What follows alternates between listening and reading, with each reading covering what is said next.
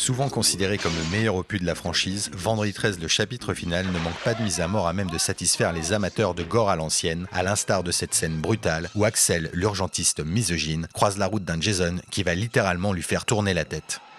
Cette séquence ô combien mémorable a été concoctée par Tom Savini, maquilleur alors au sommet de sa gloire, mais dont le travail a choqué la censure américaine, qui s'est empressée de virer de nombreux plans gore que l'on peut retrouver dans les bonus des coffrets parus chez Paramount et Shot Factory.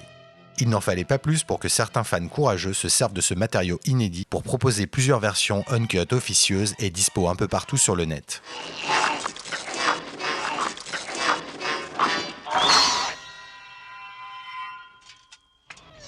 Ouvertement inspiré par la mythique baie sanglante de Mario Bava, le meurtre des deux amoureux dans Le Tueur du Vendredi a été sauvagement mutilé lors de la sortie du film de Steve Miner. Une injustice désormais en partie réparée grâce aux images précieusement conservées en VHS par le maquilleur Carl Fullerton et enfin visibles dans le collector américain de Shout Factory. Une fois encore, certains fans ont décidé de réintégrer ces plans inédits dans un nouveau montage plus conforme aux intentions du réalisateur.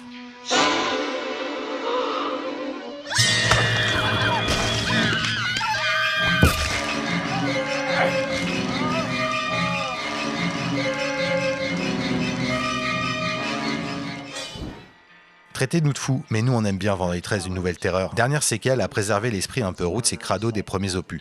Entre deux paires de seins plus ou moins voluptueux, le pornocrate Danny Steinman multiplie les séquences choc avec une vraie irrévérence, comme lors du meurtre mis en avant par la glorieuse affiche japonaise. Dommage pour le coup que les plans censurés au cinéma par la MPAA n'aient jamais vu le jour depuis, le director's cut de ce 5e volet étant paraît-il très gratiné niveau sexe et violence.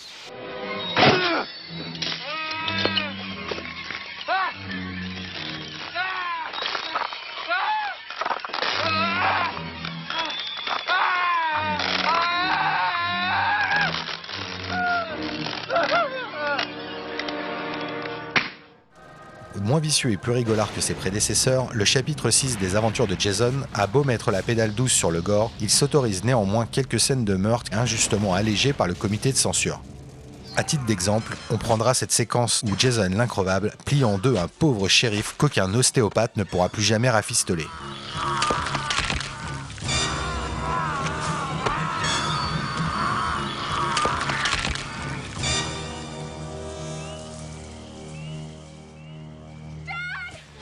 Finissons avec la mythique scène du sac de couchage vue dans le chapitre 7 qui a elle aussi été méchamment rabotée par la censure, ne laissant d'autre choix au cinéaste John Carl Bickler que de réduire à un seul coup le massacre d'une campeuse fracassée contre un arbre par un Jason particulièrement sadique. Peut-être trop d'ailleurs, certains fans préférant la version diffusée en salle, version qu'ils trouvent plus sèche et brutale que celle initialement montée par le réalisateur de Troll.